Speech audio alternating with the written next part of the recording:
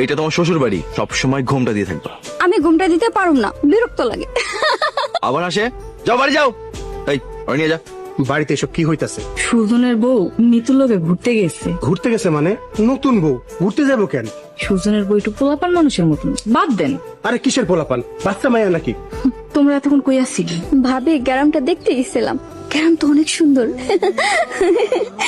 এই মাইয়া, নতুন বউ কোনোদিন এমনি চলাচল করে? আর ঘুমটা দাও না কেন? ঘুমটা দিলে খালি পইরা যায়। তোমার বাড়ি থেকে কিছু শিখাই নাই? বাড়িতে তো শাড়ি কাপড় পরি না, খালি সালোয়ার কামিজ পরি।